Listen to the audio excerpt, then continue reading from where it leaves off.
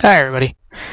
Alright, this story is coming from the Huffington Post, and that they're basically starting to call for well, I'll let you read it.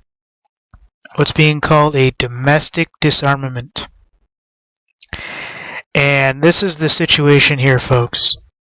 We know all these anti-gun nuts are trying to cull the herd faster and faster, and they just see the number of guns rising through the roof. And it's doing all these companies super well. But anyways, an article through the Huffington Post via George Washington University said that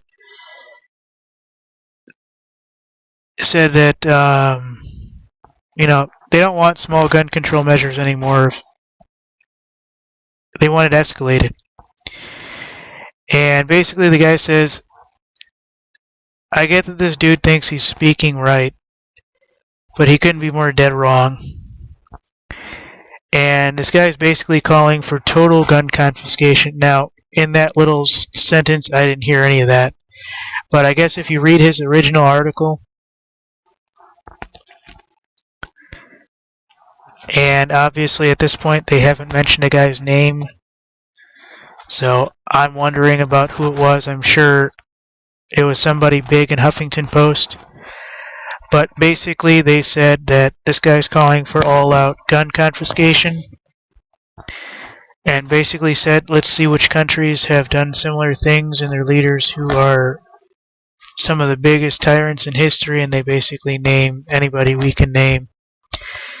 And basically this is Huffington Post quote, in response to the almost daily mass shootings in the United States, which could be expected to rise now that they're also promoted by ISIS, good progressive persons are calling for measure on gun control. Look at that word, progressive. That doesn't mean what they think it does.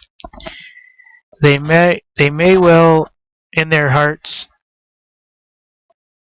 believe that even in these measures, and if they are enacted, they will do little to reduce gun violence.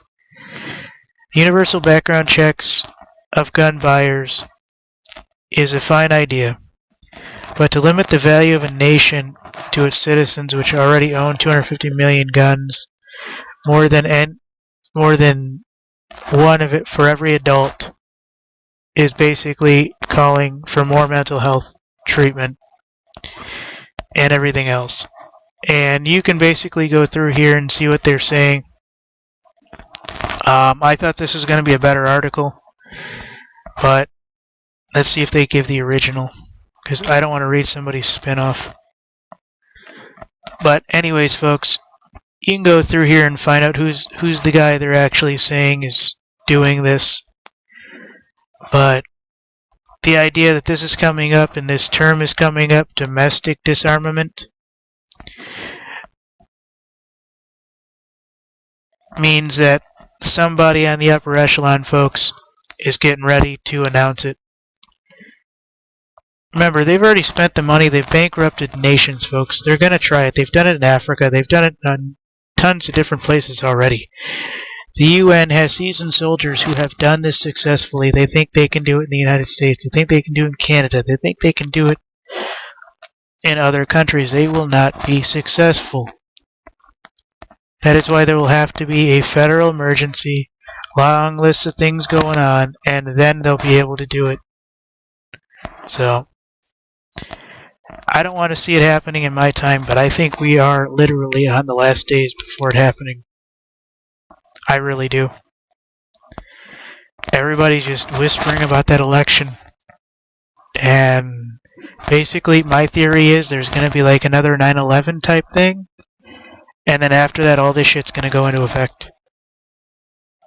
Every gun owner is going to be seen as a terror suspect on a terror watch list, and their guns are going to be confiscated. That's going to be it. No trial, no nothing, just and gone. And whether or not people are involved,